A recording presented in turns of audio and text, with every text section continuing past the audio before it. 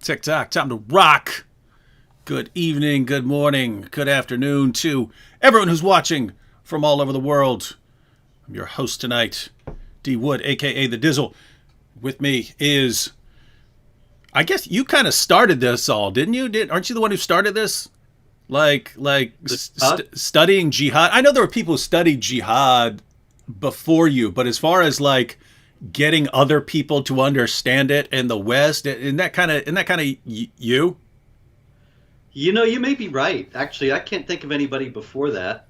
There were people doing different things, Batya Orr on Dimitude and Emerson on the actual jihad activity, but not the theology. Yeah, and what I mean is like no, most people never heard of any of those people. You know what I mean? Most people weren't familiar with that. A very small group of people, usually who have an academic interest in Islam, were familiar with some of the stuff. Whereas you came out and you started blasting it on the internet and sort of popularizing facts about jihad and how Muhammad's teachings are relating to what we see all around us, and not just that.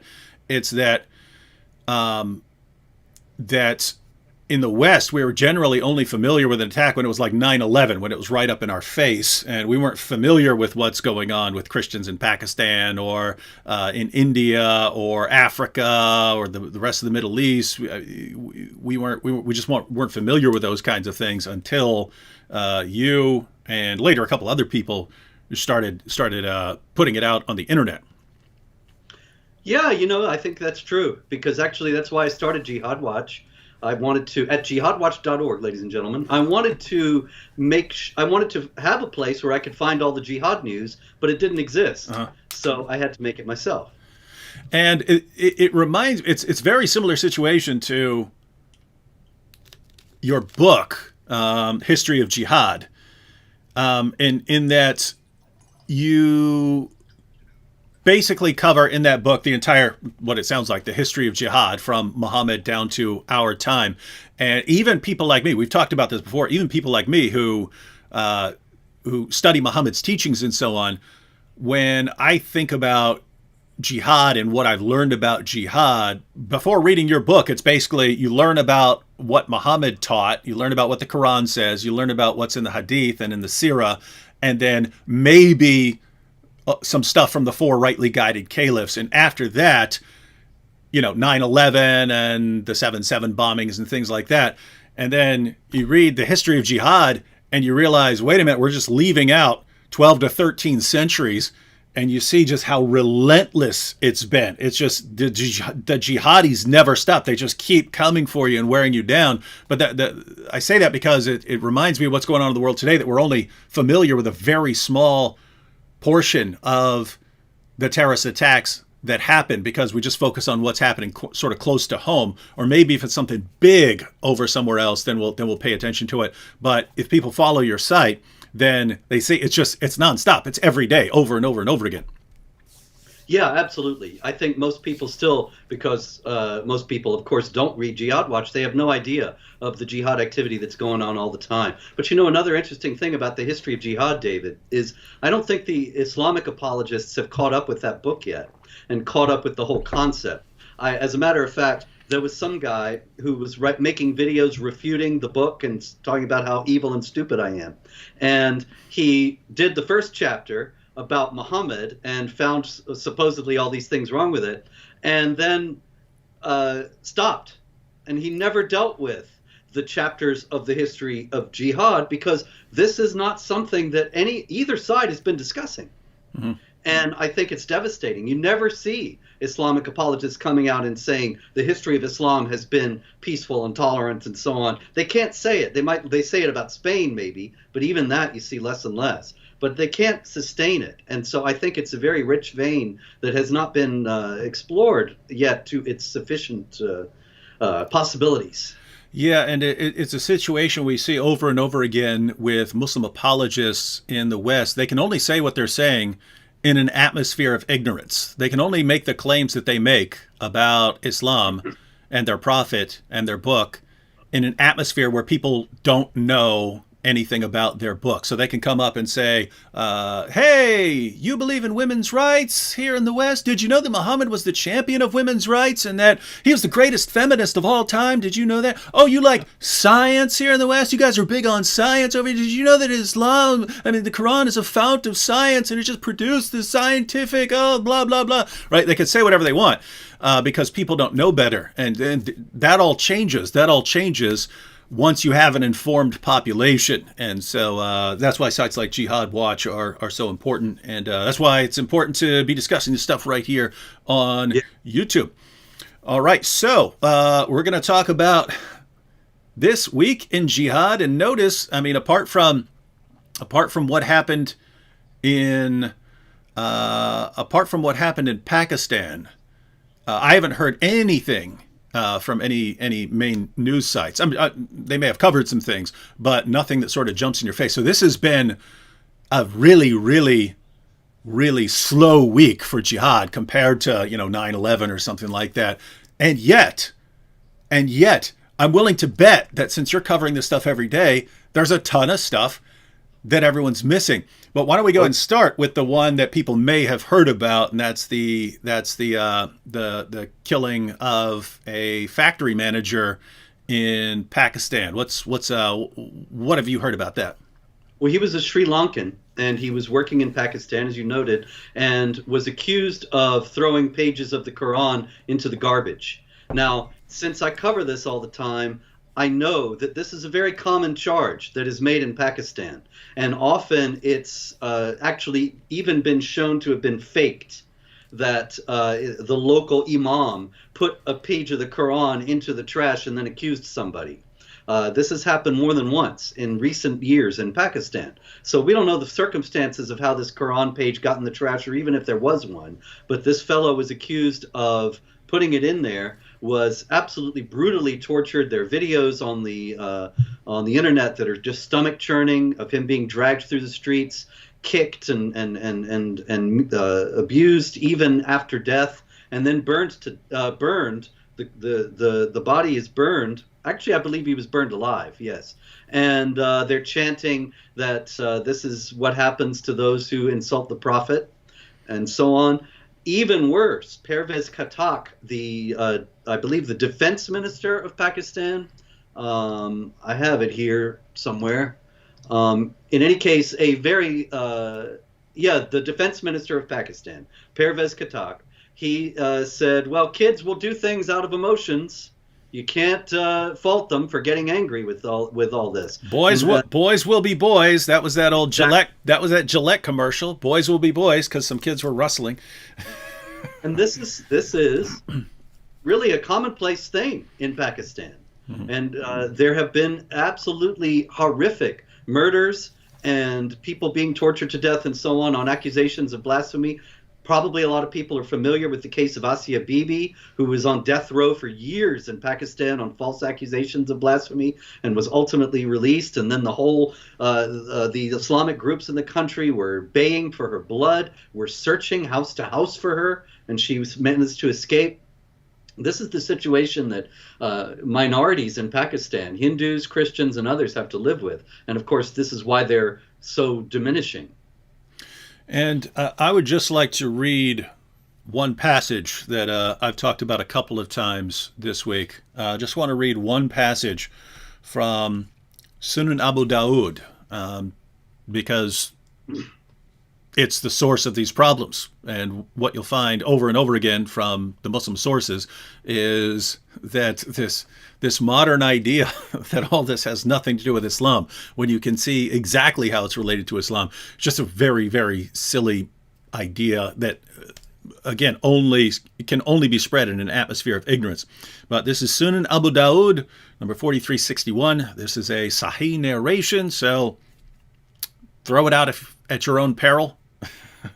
It was narrated that Ikrimah said, Ibn Abbas told us that a blind man had a female slave who had borne him a child, so he got his slave girl pregnant like Muhammad did, who reviled the Prophet and disparaged him. And he told her not to do that, but she did not stop. And he rebuked her, but she paid no heed. One night she started to disparage and revile the prophet. So he took a dagger and put it in her stomach and pressed on it and killed her. There fell between her legs a child who was smeared with the blood that was there. The next morning, mention of that was made to the prophet, and he assembled the people and said, "By Allah, I adjure the man who did this to stand up." The blind man stood up and came through the people trembling, and he came and sat before the prophet. He said, "O messenger of Allah, I am the one who did it. She used to revile you and disparage you, and I told her not to do it, but she did not stop, and I rebuked her, but she paid no heed. I have 2 sons from her who are like 2 pearls, and she was good to me. Last night she started to revile you and disparage you, and I took a dagger and placed it on her stomach, and I pressed on it until I killed her." The prophet said, "Bear witness that no retaliation is due for her blood." And the thing that I pointed out recently in a video is that the witness against the woman is the guy who killed her, right? And so, Muhammad shows up and he hears, "There's been a murder." Muhammad's, "What? There's been a murder? Who's murdered?" That girl over there." "Oh, a murderer? Hey, let's get to the bottom of this. What happened? What happened? Let's investigate. What happened?" The guy comes forward. "Oh yeah, she was saying a bunch of bad stuff about you, Muhammad." "Oh, okay, then you're fine then." Now notice, the only testimony against the girl is the testimony of the guy who killed her, who could have killed her for anything. He could have killed her for anything and just made that up. Or he could be killing her because she actually said something about Muhammad. Keep in mind, he did kill the mother of his children for making fun of Muhammad. So that would be bad enough. But even worse, if she didn't actually do any of it, he killed her for some other reason.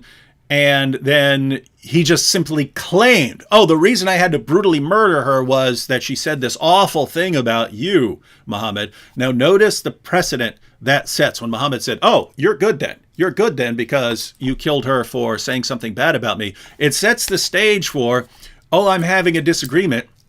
If I want to kill somebody, or I want to rile up a mob to kill somebody, all I have to do is say they insulted Muhammad or they insulted the Quran, and the mob will take care of it. Or if I kill the person, I say, hey, that person's no longer able to defend himself or herself because I killed the person. Or even if the person is alive, if it's a Christian or a Hindu, that Christian or Hindu's testimony is not as valuable as mine. I'm the one defending the prophet. Who are you going to believe?" And so you just end up with a situation in Pakistan. It never stops. And it's directly because of Muhammad. It's directly the fault of Muhammad setting this precedent. Absolutely. No doubt about it. And the determination of Western authorities to ignore the absolute 100% one-to-one connection with Islamic teaching in this story as well as in so many others is a great deal of the reason why we're in so much trouble these days.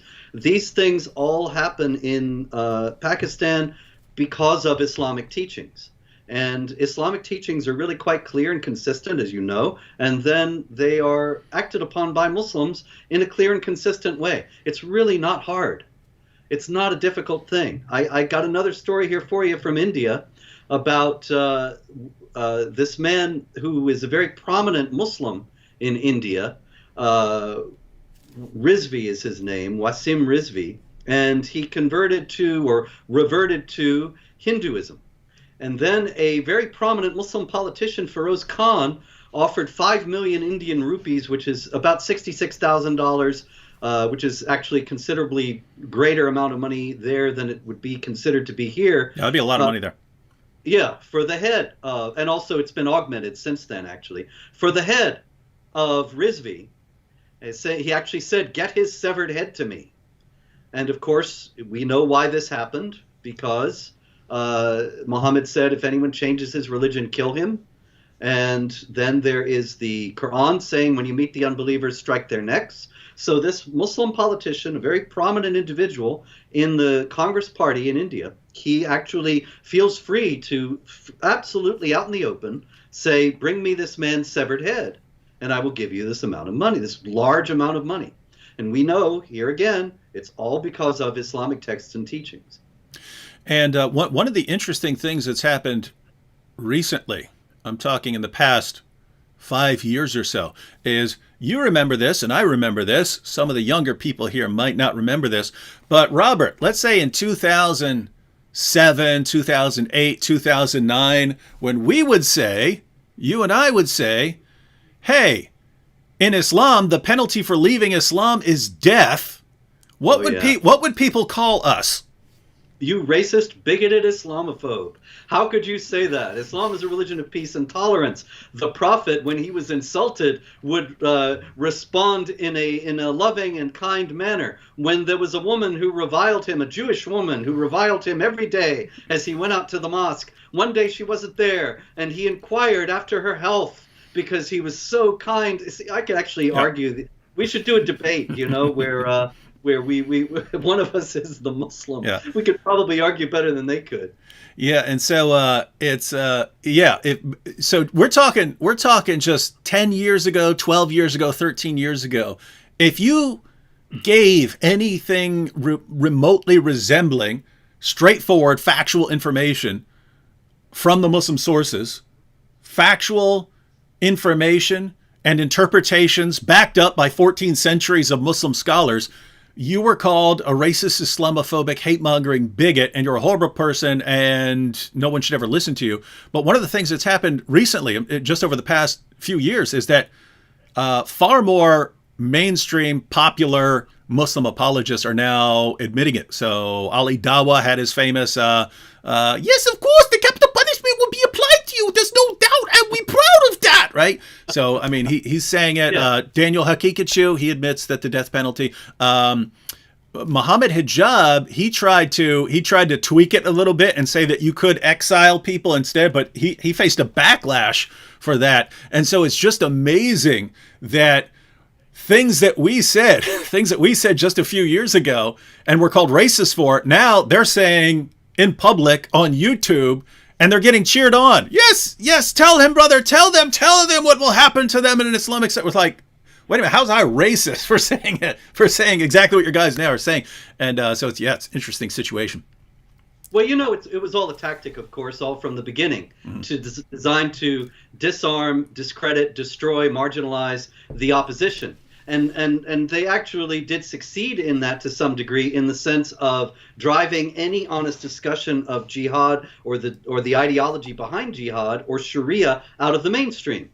But that has only made them become more emboldened, and so they don't need to use these tactics so much anymore. And now they are, as you note, proving us right, proving our points over and over again. And I also think that part of it, so part of it is what you just said. I think there's another part of it in that a lot of their apologists are kind of getting desperate in the sense that they know that even their own scholars are saying that there are now millions of ex-Muslims in Muslim countries, millions of Muslims who've left Islam and are keeping it quiet because they don't want to face a backlash from other Muslims. But there are all these Muslims leaving Islam, and it's a similar situation to what you have with the West being so powerful in the modern world. Is that, once the Ottoman Empire fell, if you're a Muslim, you're sitting here thinking, wait a minute, what just happened? This is not how it's supposed to be. We're supposed to expand and expand and expand until we dominate the entire world, and these guys just crushed us. And they're getting more powerful, and we're just getting weaker and weaker. What is going on here? This is not the way things are supposed to be. And so one conclusion to draw is, well, maybe this stuff is not true. Maybe Islam is not true, and it's not this superior ideology that's going to give us victory over all other people. That's one way to go. And so, you did see a lot of Muslim countries and individuals trying to westernize, trying to adopt Western practices and so on to try and modernize. But the other conclusion to draw is Allah just isn't with us because we're too watered down. We're too lukewarm. He's not blessing us. He's not going to bless us to take over the world because we're not faithful enough to the core teachings of Islam. And so you had that then, and I think you're kind of getting it now. Why are all these Muslims all over the world apostatizing and so on? Maybe it's because it's not because Islam is false and people are recognizing it. You can't believe that if you actually believe in Islam. Maybe it's because we're presenting this whitewashed, westernized version of Islam, and that's what our apologists and scholars are presenting to the West.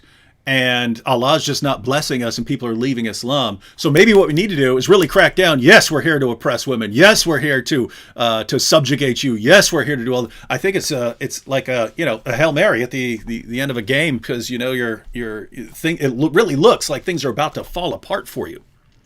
It looks like that in so many ways. It reminds me, as you're talking about the fiasco with the various versions of the Quran, and Yasser Qadi saying there's absolutely no difference in any of the manuscripts. It's exactly the same. And of course, in that he was only repeating, as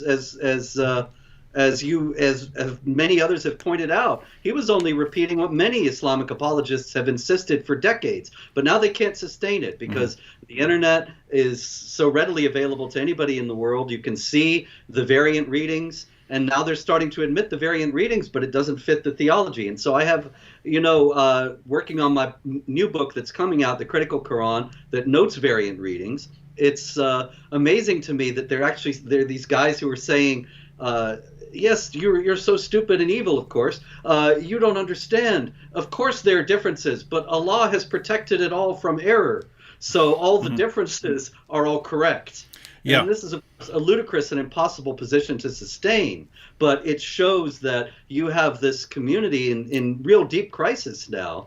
I don't mean all of Islam, but certainly the Islamic apologists as a group, they don't know how to deal with these things and are perhaps driven out of the same kind of desperation to deal with that, to become more radical and just double down. Yeah, and the apologists and scholars, they really set themselves up for this fall, in that they used arguments that only worked in an atmosphere of ignorance. You could only say, Muhammad's a great champion of women's rights, and the Quran's been perfectly preserved, and the Quran is filled with scientific miracles. You can only make these claims if you're talking to a bunch of people who don't know anything about Muhammad and don't know anything about the Quran. And so they use these arguments to popularize their religion and to build up the faith of Muslims who haven't studied their sources and so on. And then all of a sudden, you start getting in an atmosphere that's not completely ignorant, right? Where people are able to look things up that you say, and they're scrambling. What do we do now? People are actually looking up what we say, and we make this claim, and then people actually look it up. And so they haven't really been in this situation before, and they're scrambling. They're in panic mode.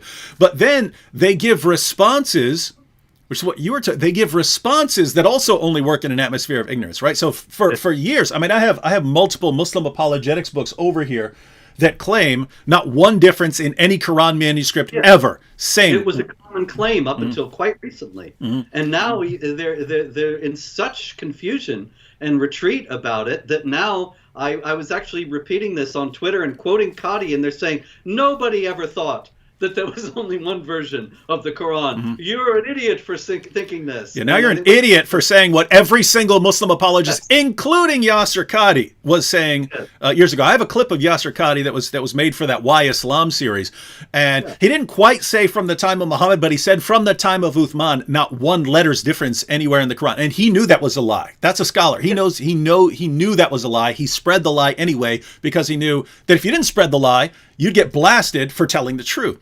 And so you had, they would spread all these lies, but then as soon as people start catching on that this is a lie, wait a minute, here's 2 pages of the Quran, and that's clearly different from that. That is clearly different from that in these 2 different versions of the Quran. Now it's, oh yes, but it's always been that way, that it was revealed in these multiple ways, and then Allah revealed it in all those ways, and so yes, that's all the one Quran. And keep in mind, this Quran is not the same as this Quran, and yet they're both the one Quran. These are the people who object to the Trinity, right? These are the same people who think the Trinity is a ridiculous idea, right? But now it's, oh yes, but there's no differences in meaning, and there's just but now they're spreading responses that only work in an atmosphere of ignorance, and now people are going to learn responses to expose their responses. And it seems like they're just going to have to keep backtracking and changing their answer, hoping that they can delay everyone long enough that they actually subjugate the world and can chop your head off for bringing this stuff up. It could happen with the way things are going. I can tell you about very much increased aggression in Europe. And just this week, We have, for example, out of Germany, a story. Muslims were praying outside in the entrance to a courtyard. This was a actual thoroughfare. A man was trying to drive his car out of the courtyard and asked them to let him move, to let his car through, and they instead savagely beat him. And of course, we understand that this has to do with the exigencies of Islamic prayer and the effrontery of an infidel in interrupting it. And so he got what he deserved as per Sharia. In France, meanwhile, there's a presidential candidate, Eric Zemmour, who is talking about recovering French culture and identity and so on. And the Islamic population of France is very hostile to him. But he has a supporter, an aide, actually, Tanguy David, who is a black man. And so he has been getting incredible threats from Muslims, most of which involve a lot of racial epithets that I'm not going to repeat here. But at the same, one of them, the guy said to him, "Wallah, we're going to behead you." And here again, in both these cases, you have the supremacism of Islam, the aggression of Islam, the violence of Islam. And of course, Wallah, we're going to behead you, comes from 47:4. When you meet the unbelievers, strike their necks, in the Quran. And the imperative to strike terror into the hearts of the enemies of Allah, which of course they think Zemmour is an enemy of Allah, and thus Tanguy David must also be an enemy of Allah. And so you're saying that the followers of the man who bought, owned, sold, and traded black African slaves, and who referred to Ethiopians as raisin heads, and who said that the one who would eventually destroy the Kaaba would be a black man, that they've ended up with some racism? That's strange. I thought that this was I get everything I know from Malcolm X, so I'm not familiar. I'm not familiar with all that stuff in Islam. All right, well, what else has been going on? Also, so you covered you covered Germany, and you covered an instant from France, but it seems like it's especially relentless in France. It seems like, just because of the percentage. Mm-hmm. You're absolutely right. Another incident in France this week. A Muslim who was known to the police, which probably means that he was being violent in the past, he called up a police station, which I'm not sure this was very wise, but you do you, as they say. He was known to the police. He called up the police station, and according to a report from Actu 17, a French language newspaper. Hey, did you say Act 17? Actu 17. Oh, okay, Act 17. I thought I said Act 17 there. ACTU. I'm sure it's probably the same thing, but they've used your name, David. They stole my name. I got to copyright that. And they say that he ranted about the Islamic State or ISIS and about Allah, and said that he was going to blow everything up, and was waiting for the police to come for him. He was waiting with weapons for the police to come for him. That was one story out of France. Another one is that a plot was foiled of Muslims who planned to murder passersby in popular places in the weeks leading up to Christmas, and to strike terror into the hearts of the unbelievers in that way. Also, regarding Eric Zemmour, the presidential candidate I mentioned a minute ago, he had a rally for his campaign, and Muslims crowded outside the arena screaming Allahu Akbar. And among the people trying to get into the arena, there were confiscated Molotov cocktails, knives, and a hand grenade. And so Zemmour actually was gotten in a headlock by somebody on his way into that rally, and it does seem as if he has enraged the Muslims in France as well as other forces there. And so who knows what will be coming next in terms of his campaign, but there's already been a considerable amount of jihad activity connected with it. And so this isn't like over a year. This is all just like... This is the last week. So this is, even in a slow week where we're not hearing anything about jihad, there is this just relentless pressure, right? It's just... There are people who are constantly coming after you, and you constantly have to be on guard, and you hope the government is catching these people before they carry out their plots. And Yeah. a Oh, lot of speaking, David, a lot of times they do, and then sometimes they don't. sometimes they don't. Hmm. That's another story from this week out of Belgium. They brought back, the Belgian government brought back 6 ISIS brides who were in a refugee camp in Syria. Well, that's nice. Well, you know, that's it's charitable on the part of the European governments. There's been a lot of pressure on the European governments to bring back the ISIS brides and their children. It's considered to be a humanitarian effort. A lot of times they've dissociated themselves from ISIS and so on. But Oh, but by the way, I just want to say this, because you are in this situation where you have these girls, some of them teenage girls, making these stupid decisions, going down, joining ISIS, and then they end up in these camps and so on. And then what do you do with them? Do you bring them back to their countries and so on? I just want to say, for those who have children, I am in favor of always bringing them back if Robert and I get to handle the education of their children. Fair, Well, fair is fair. Fair is fair. And if you don't want us handling the education of their children, can we really be confident that you're not radical, right? You're not still radical, right? this is the problem. I mean, this has been the controversy in Europe, but generally the people who are saying let's not bring these people back, they're a security risk, are being shouted down. They're being called racist, bigoted, Islamophobes, as always. And so they brought these 6 ladies back. One of them has already gone missing. And nobody knows where she is. Nobody knows what she's doing. But given the realities of the situation, I think it's very likely that she's up to no good. Otherwise, she would be happy to receive the good graces of the Belgian government in taking care of her and her children and so on. And so we don't have any idea what might be in the offing in Belgium in that regard. But this incident illustrates the risks of repatriating these people. And just think, because, yeah, I mean, it's a rough situation. So, you have to lay out your arguments and, do you bring them back and then punish them and put them in prison, or what do you do? Very strange just bring them back and smack them on the wrist and let them go about their business, because, yeah, it's not a good idea. But, I mean, just think about the whole situation with ISIS, and then, of course, the fallout later. It really exposes the stupidity of one common response that we got for years when we're pointing out, oh, look at this terrorist attack, look at that terrorist attack, look at this terrorist attack, look at that terrorist attack. And the response was, but what about, the terrorist attacks in Ireland back in the day? What about Westboro Baptist Church? What about Anders Breivik? What about these guys, right? And notice, in every one of these situations, take Westboro Baptist Church, and they're going around. How many times do you see Christians from around the world say, wow, they got it right, let's all flood over there and go join up with them? It's Christians around the world go, what the heck is up with those guys, right?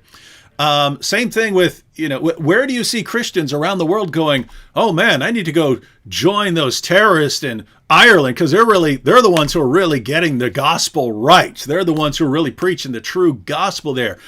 You never see that. You never see that sort of thing, right? It's always, anywhere from any ideology, you can get some weird, peculiar offshoot centered around some charismatic nut job, right? Is that what you have in Islam? Notice what happens, right? You have a group that comes up in the Middle East, says, hey, we're the true Islam. We're going to go around slaughtering everyone in the name of Allah.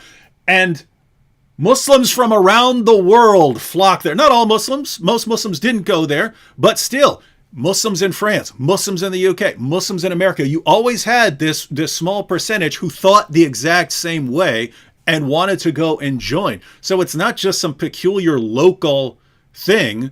There's something that is causing people from around the world to think in exactly the same way. What is it? I would argue, and I'm sure Robert would argue, it's because that's what's in the Muslim sources, and these people knew it.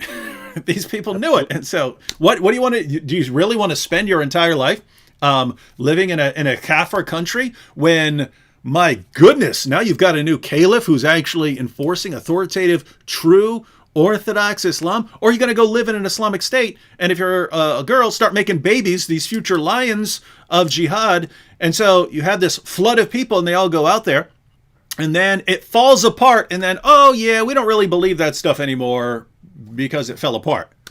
And yeah, then, sure. Yeah, That's exactly what they said. As a matter of fact, whenever we have been able to see the communications of the people who joined ISIS, they all talk about wanting to live in the land of true Islam. And every communique of ISIS was all about Islam. And yet Western politicians, to a man and a woman, say ISIS has nothing to do with Islam. I think if we just had basic respect for these people, we would understand that we need to pay attention to what they're saying about themselves, and that would lead us back to Islam. And you would think that some official would think it perhaps fruitful and illuminating to investigate whether Islam actually had anything to do with these things or not, because that might guide their future activities.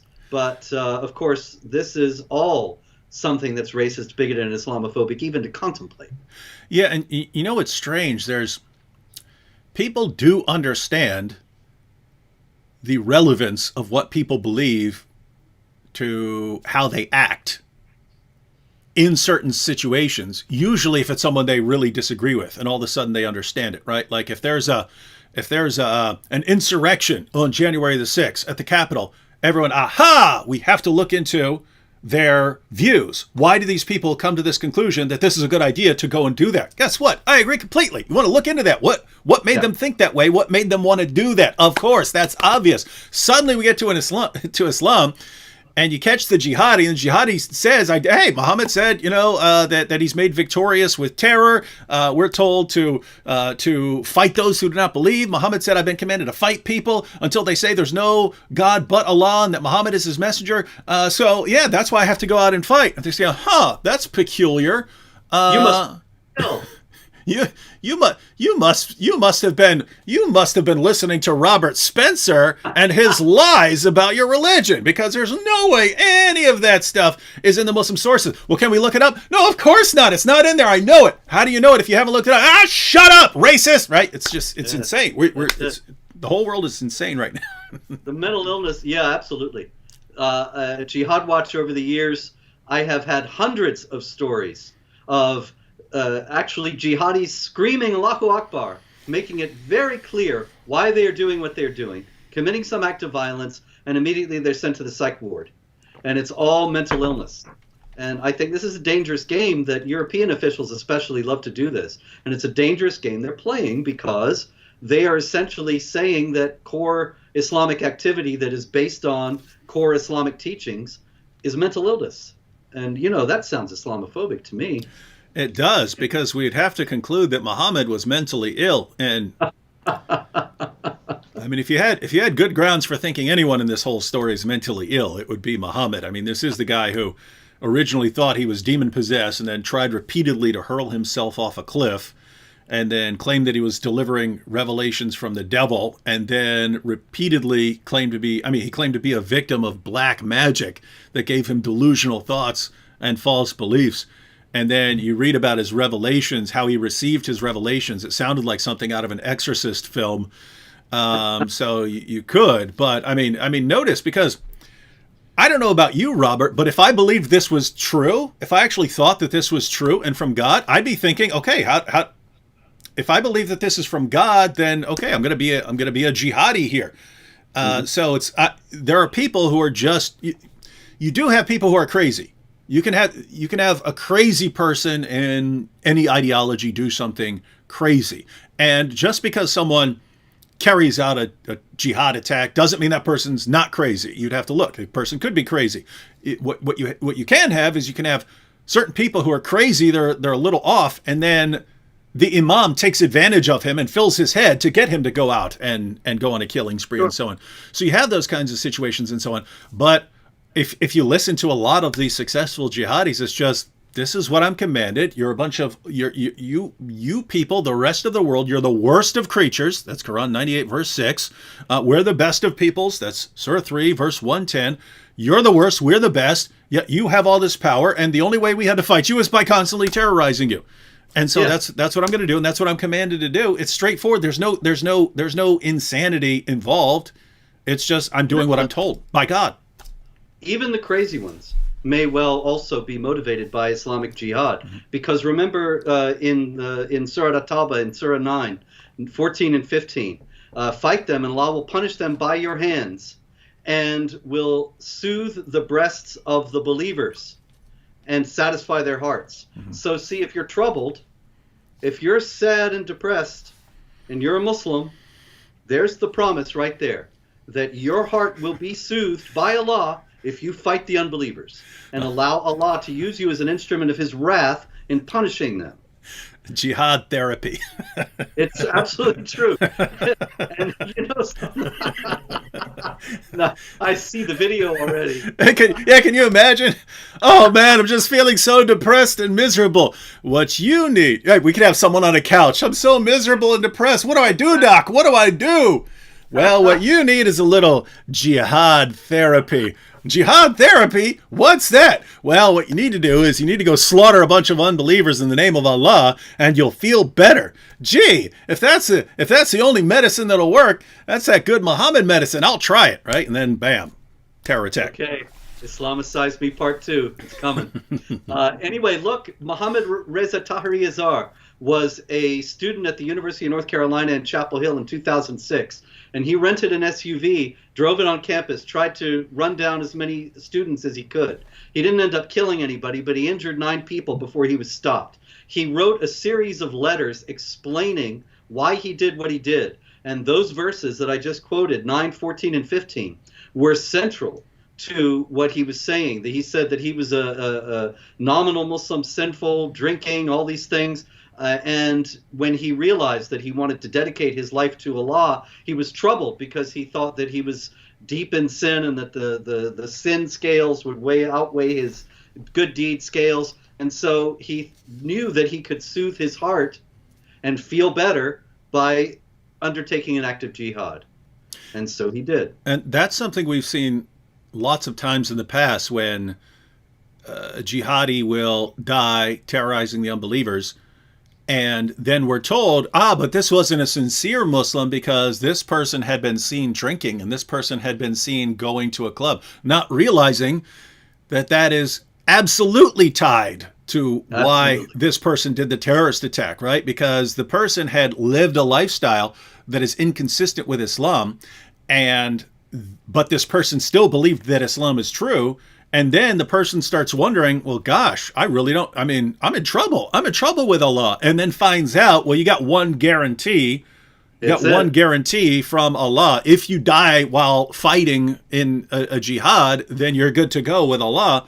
Gosh, this is the only way I can be sure. I mean, what happens if I'm driving down the street tomorrow and I get killed in a car accident with all the stuff I've done? I'm going to hell unless I take care of this right now and die while slaughtering unbelievers in the name of Allah. So once again, it's a situation where it goes directly back to the teachings of Muhammad. These horrible things that people are saying have nothing to do with Islam are exactly what you would expect given the teachings of Islam. Yeah, absolutely.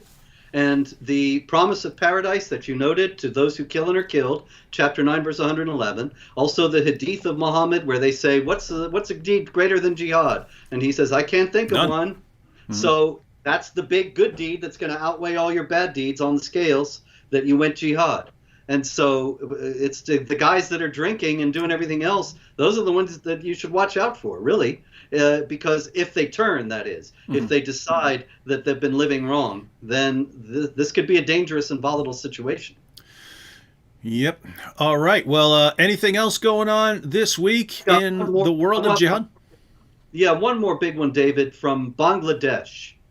Now, you should know that, you probably already do know, that in Bangladesh just a few weeks ago, there were large-scale riots of Muslims rioting and killing Hindus because a Quran was found in a Hindu temple. And the idea was that the Hindus had taken it there to dishonor Islam and to desecrate the Quran. They're going to eat it. They're going to eat that thing. Maybe so. they're gonna do some Koranagami and fold it up or something. They're gonna be doing something with it. So all right, someone's about to be in trouble here because of these Hindus who are obviously about to desecrate the Quran. But then it came out Uh-oh. after the riots, after people have been killed, after all these houses and businesses have been destroyed. It comes out that a Muslim planted the Quran in the Hindu temple in order to incite the riot. Now, that was a few weeks ago.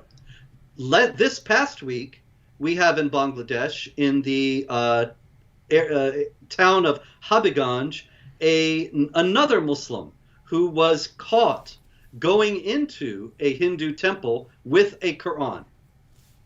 Now, it seems very likely. I wonder why he would do that. Exactly. So it's basically a parallel with the situation that we talked about at the beginning, with the fact that in places like Pakistan, if you want to get someone killed, all you have to do is say, this person did this, and put some pages, sprinkle some burned Quran pages around the person's house or something like that, and you get the person killed instantly. And the real reason you didn't like the person was because he owned this little piece of property that you want or something like that. And so you get the person killed. And in other places, you just want to get a bunch of people killed and you really hate Hindus. And what's the way to do that? Oh, let me go plant a Quran or something over there and get a bloodbath. And gosh, this is notice this wouldn't be a thing if it didn't work, right? It wouldn't it wouldn't be a thing. Oh, the reason we had to kill that person is because he said such and such about Muhammad. If that didn't work, if that were not a successful way of getting away with murder, you wouldn't have it. You wouldn't have this going on all the time. Likewise, if people didn't riot because they heard, oh, so-and-so's got a Quran, we need to riot and go on a killing spree. If that didn't happen, then you wouldn't have this situation going on. So it's similar to, you have actual people who have killed for, racial reasons or something in the U.S., but it's similar to a situation now where, hey, that if you fake a story about someone calling you a name or something like that, you get instant coverage because everyone wants to jump on it. So it's people are coming up with the fakes because the fakes are so successful very quickly. And then the problem is, well, now when a real story comes out, people don't believe it as much. And likewise, in the Muslim world, you've got, people who, hey, we can make a fake insult against Muhammad and then go on a killing spree over that. When you would, you'd think, well, here's what's messed up. You'd think as a Muslim, well, we shouldn't do that because then when someone actually desecrates the Quran or actually mocks Muhammad, people aren't going to believe us because we tend to make stuff up and then go on killing sprees over nothing. But yeah, it sucks because that would be bad enough, going on a killing spree because someone actually did something to a Quran or something like that. But Robert, I just don't know I don't know what anyone can do about this because it goes back to Muhammad. Like if you were to say, hey, you can't kill someone. You can't kill someone for saying something about Muhammad. You can't do it. What you just went against Muhammad. Yeah, there's no way to get, that's an impenetrable wall. As long as you believe that Muhammad is the prophet and that Muhammad ordered the killing of people who insulted him, then that's the end of the story. There's just no arguing with that. Who are you to say that you know better than the prophet?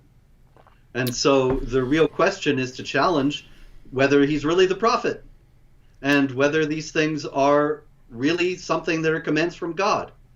And when you see something like this incident in Bangladesh, I think that's illustrative. Is it really something that God wants, that he wants you to destroy the Hindu community in Bangladesh? And of course, a lot of Muslims would say, well, yeah, that's exactly what he wants. And so we're just helping it go on. After all, Muhammad said war is deceit, and we're at war with these people. So of course we can plant a Quran in a temple to incite riots and get the Hindus killed. So here again, if you believe in Muhammad, you believe in Islam, then these things just follow. And that's what has to be challenged. And you made a very important point there, that I'm sitting here thinking, okay, well, if you take Muhammad seriously when he lets a man get away with murder because the guy said, well, she said something about you. And you could apply this to almost everything. How do you get away? I mean, how do you get away from child marriage? How do you do something about it? When Muhammad himself, your ultimate moral example, had sex with a prepubescent 9-year-old girl. How do you actually get away from it? You can make laws against it in your country, but there's always that instability there, and people are just going to ignore the law. Yeah, your man-made law doesn't trump the Sharia that comes from Allah and is divine and perfect. This day I have perfected your religion for you, the Quran says. Well, how are you going to change it and make it imperfect when it's already perfect? So what has to be challenged is the belief in Islam itself. Yeah, so the only way to actually do away with these issues is to refute the claim that the Quran is the word of God and that Muhammad is a prophet of God. And what's amazing is, like, why would that be so incredibly offensive to these Western academics and journalists and so on? It's like, I mean, do you actually believe the guy's a prophet? Do you believe this guy who calls for the violent subjugation of the entire world and said it's you beat your wives into submission and you have sex with little girls? And do you really believe that guy's a prophet? No. Do you believe those things are good? No. So can we challenge him and say this guy's not a prophet? No! You can't ever do that. It's the worst thing in the world. It's the worst thing in the world. Really, the worst thing in the world is showing these people that they're following a prophet that you agree is a false prophet. You agree he's a false prophet. You just believe no one should know that he's a false prophet and people should go on believing in a false prophet. That's what you're saying? Yes, of course. You'll be a racist if you think anything else. Very strange world we live in. Indeed. All right, Robert. Well, any final thoughts? These last few minutes are yours. If there's anything else you'd like to cover from your side or any other thoughts at all. That was all the news stories I've got for this week, but there's always more. Unfortunately, it never ends, and there's always even some that I can't get to every week. But it's incredible how much jihad activity continues. People don't realize. And so jihadwatch.org is your one-stop shopping site for all your jihad needs. And that is, except for the bombs and all that. We don't stock those. Your one stop. People should cut out that little clip right there. Jihad Watch is your one-stop shop. They can get you shut down for for all your jihad needs. Open 24 hours, 7 days a week, except on Eid al-Fitr and Eid al-Adha. Anyway, yes. The other news is, since we've got a couple minutes, I have this new book coming out. It was supposed to be out already, but it has unfortunately been delayed by paper shortages. It will now be out in May, and I'm hoping that that's going to be the end of this, and it will really be out in May. We'll see, but you can pre-order it at Amazon now. And that's the Quran? Yep, the Critical Quran. It's a translation of the Quran that is honest about everything that's in the book, whereas you will find many English translations try to obscure what is in the Quran. This is a very clear and honest translation, commentary from mainstream Islamic sources showing how the ordinary Muslims understand the various passages. Also noted are the variant readings that are so controversial that Yasser Qadi and so many others have been steadfastly for years denying even existed up until just a few months ago. And so this is a book that I think you will find very useful and illuminating and helpful in dealing with this with this ongoing challenge. And so you can pre-order that. It will be out in May, the Critical Quran. Mm-hmm. And let me count here. 1, 2, 3, 4, 5, 6, 7. I'm looking at 7 Bibles over on my shelf, different translations and so on, different study Bibles with different notes. I could go to any one of those Bibles and it will have notes on textual variants, right? Yeah. It will have notes on textual variants.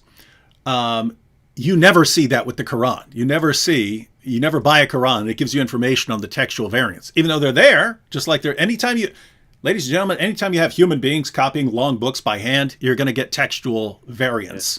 Yeah. And textual critics even have names for the different kinds of variants. Like there's one where what happens if you have the same word in a passage, right? You have the same word that occurs close together in a passage. Well, you're copying, you get to this word, write it down, and then you look back and you go to the same word that occurred in the same context, and you keep copying from there. They have names for these different kinds of variants and so on. But again, you go to any, most Bibles that you would buy, study Bibles or something like that, would have notes indicating where you have any sort of significant textual variant. In Islam, they just don't do that, and it's just a sad situation where factual information about the Quran, factual information about Muhammad, you're not going to get it from your sheikhs and imams. You have to, isn't it a weird situation? Or if you want to learn anything about your prophet and your book, you have to come to Robert Spencer or someone else, because your leaders aren't going to tell you it. Huh? Yeah, this is the Quran, like you're saying about the Bibles. It's got notes just exactly like that, where it says other manuscripts say this, and variant readings.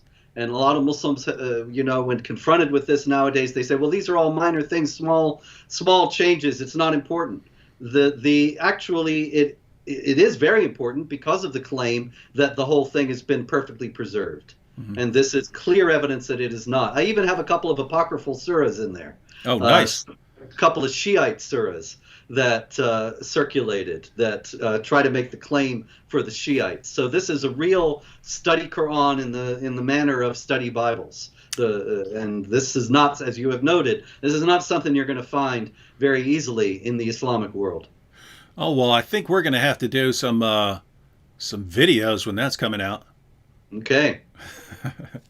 All right. Well, thank you, Robert Spencer, for keeping us all updated every day on your website and then here now. And everyone, let us know if you want us to continue, because seeing as how jihad never ends, well, we could just make endless live streams covering the events that go on in the world in the name of Allah. So be sure to go to Robert's website and visit that regularly. That'll keep you updated on jihad. It will help destroy that atmosphere of ignorance in which the claims of Muslim scholars and apologists can only thrive.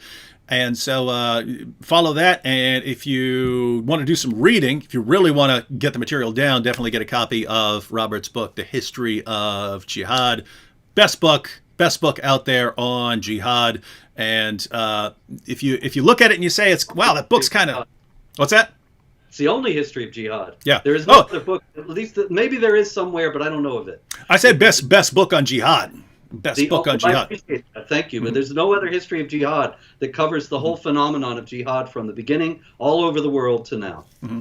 Yeah, and so I would recommend everyone read that. If you want to solve a lot of problems in the world, then make that information common knowledge. In other words, and people think, I can't do what Robert does. Right? You don't need to. You need to learn a couple things well, and share them with the people you know. That's how it spreads. That's how the information spreads. So I would encourage everyone to get that book.